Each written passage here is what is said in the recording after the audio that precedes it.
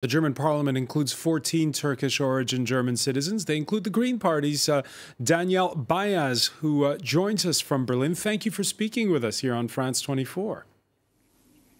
Thank you for having me. Your reaction to what you just heard from the Turkish president?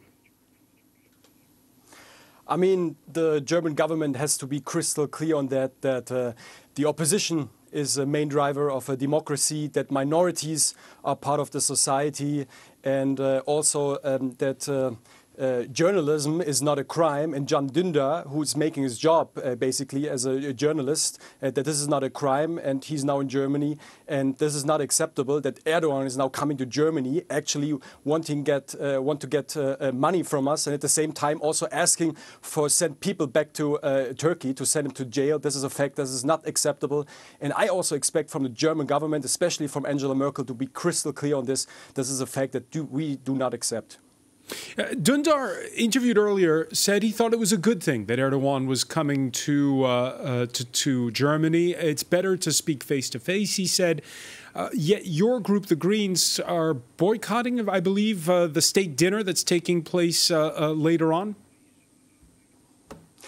First of all, we as the Greens, we decided not to join this dinner. At the same time, our most prominent, and maybe the most prominent guy who's criticizing Erdogan for a long time, Cem Özdemir, is joining this dinner. And I think it's the absolute right thing to do, because it's also a signal to Erdogan by taking part at this dinner that the opposition is a part of the liberal democracy, and they have a seat, literally, basically, at the table. So I think it's the right thing to do that Cem Özdemir, a colleague of mine, is joining this dinner tonight. And what you said, of course, what Can Dündar basically said is that we need to talk to Erdogan. Of course, Turkey is an important ally to the European Union. At the same time, we are interested in normalizing the relations to Turkey. But the question is, who's making the first step? And I'm very much convinced that normalization is Erdogan's duty. He has to normalize his relation to democracy, his relation to the rule of law. So Turkey has to make the first step, basically, for example, by releasing hostages, by releasing people that are in jail without no reason. So it's not acceptable that he's coming to Germany and asking that we send people back to Germany who actually only did their job regarding journalism.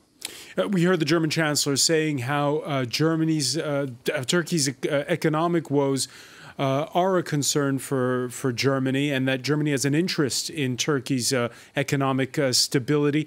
How much leverage does she have right now with Erdogan when it comes to these human rights questions? So first of all, you're absolutely right. There are strong connections between the European Union, especially between Germany and Turkey. We have more than 3 million people of Turkish origin living here in Germany, and we have very much strong relations also business-wise. So Turkey is an important partner, and Turkey is facing a serious crisis. They have a very large, high current account deficit. They have a currency crisis going on, high inflation, and I think they will get some serious troubles with the labor market. And I'm very much open to talk about with a partner as Turkey, what can we do regarding financial aids? But at the same time, we need to be very crystal clear. And this is my expectation also to the Minister of Economy and the Minister of the Treasury here in Germany, to be very clear on what are the conditions. Condition one is Turkey has to make the first step. They need to release people that are in prison. They need to get back to rule of law and democracy. And at the same time, we have to make sure, in case that we really give financial aids, that they will reach the civil society, that they will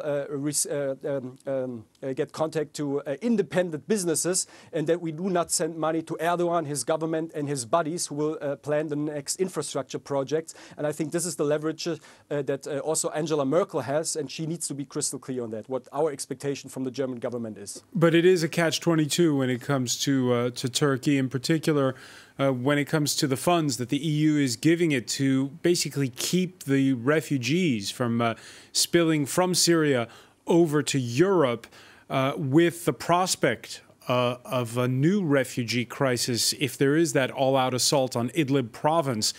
What should Germany's message be at that summit next month? So you're absolutely right. Turkey is an important partner regarding the refugee deal.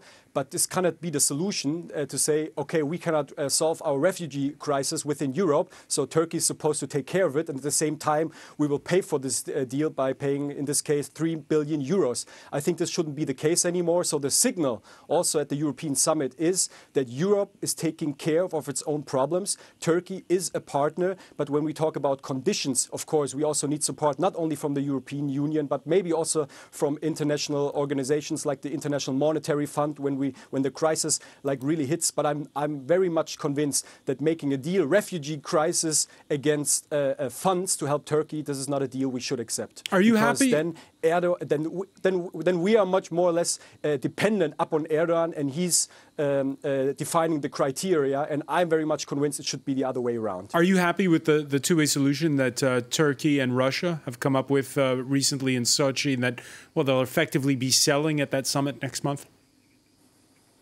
I mean, of course, I'm not convinced. I'm not happy about that. And if two very difficult and also dangerous people out there in the international world, Putin and Trump, are making their own thing in Idlib and in Syria, this is very dangerous. And also, this is also my expectation from the German government, from the leaders of the European Union, to organize themselves and also to form a position. How are we moving forward in Syria? I think we're going to have a debate here in Germany. It has started already. What is our responsibility in the international order, also regarding Syria? And I think this has to be at top of the agenda at the EU summit.